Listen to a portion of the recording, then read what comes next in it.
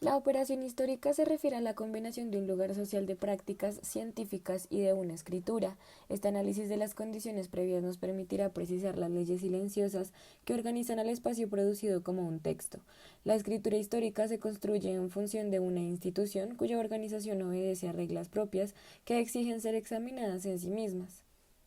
Un lugar social hace referencia a toda investigación historiográfica donde se enlaza con un lugar de producción socioeconómica, política y cultural. Esto implica un medio de elaboración circunscrito por determinaciones propias, una profesión liberal, un puesto de observación o de enseñanza, una categoría especial de letrados, etc. Es decir, se halla sometida a presiones. Los hechos históricos se hallan constituidos por la introducción de un sentido en la objetividad.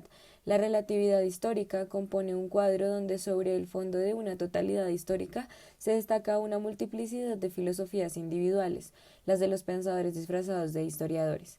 Al aislar del texto historiográfico un elemento filosófico se le suponía una autonomía a la ideología. En esto consistía la condición de su extracción en orden de ideas, se apartaba de la práctica histórica. La institución histórica. Las instituciones del saber señalan el origen de las ciencias modernas, como lo demuestra en el siglo XVII las asambleas de eruditos. El nacimiento de las disciplinas está siempre ligado a la creación de grupos. El discurso científico que no habla de su relación con el cuerpo social no puede dar origen a una práctica, deja de ser científico, y esto es muy importante por el historiador, pues en esta relación con el cuerpo social está precisamente el objetivo de la historia. Finalmente, ¿cuál es la obra de valor en historia? La que es reconocida por los pares, la que puede situarse en un conjunto operativo, la que constituye un progreso en lo referente a la condición actual de los objetos y los métodos históricos, y que vuelve posibles a su vez nuevas investigaciones.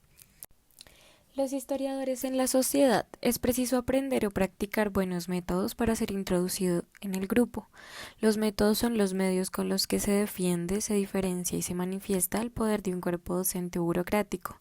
Estos métodos describen un comportamiento institucional y las leyes de un medio, y no por eso dejan de ser científicos. El enlace de la historia con un lugar es la condición de posibilidad de un análisis de la sociedad. Hacer historia es una práctica. Desde este punto de vista podemos tener una perspectiva más programática, considerar los caminos que se nos abren y no limitarnos a la situación epistemológica que ha revelado hasta ahora una sociología de la historiografía.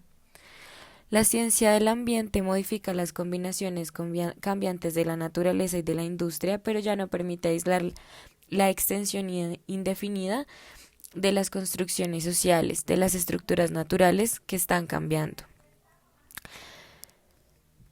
El historiador logra la metamorfosis del ambiente a través de una serie de transformaciones que desplazan las fronteras de la topografía interna de la cultura.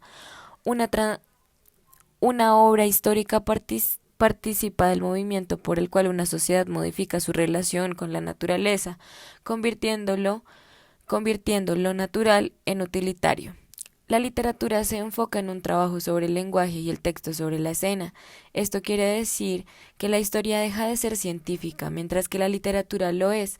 Consiste en producir documentos por el hecho de recopilar, transcribir o fotografiar dichos objetos, gracias, si no es por la condición, el medio y el resultado de un desplazamiento. El establecimiento de las fuentes o la redistribución del espacio. La historia que se practicaba en el pasado partía de huellas, manuscritos, piezas raras, etc.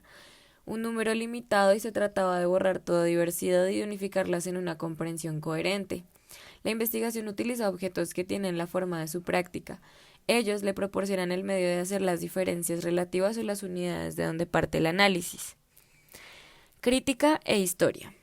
El primer aspecto supone un cambio de dirección del conocimiento histórico desde hace un siglo. Hace 100 años, el conocimiento histórico representaba una sociedad bajo el aspecto de una recolección de todo lo que había llegado a ser.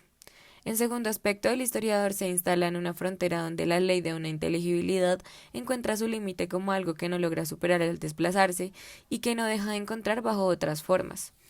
En tercer lugar, es que la historia crea una mixtura al combinar el modelo desviaciones o al actuar en las fronteras de la regularidad. Además, la operación histórica consiste en dividir el dato según la ley presente que se distingue de su pasado, en tomar una distancia respecto a una situación adquirida. Y por último, la figura del pasado conserva su valor primitivo de representar lo que hace falta, con un material que está necesariamente allí, pero que connota un pasado en la medida en que nos remite a una ausencia que a su vez introduce la falla de un futuro. Una escritura. No hay relato histórico donde no está explícita la relación con un cuerpo social y con una institución de saber.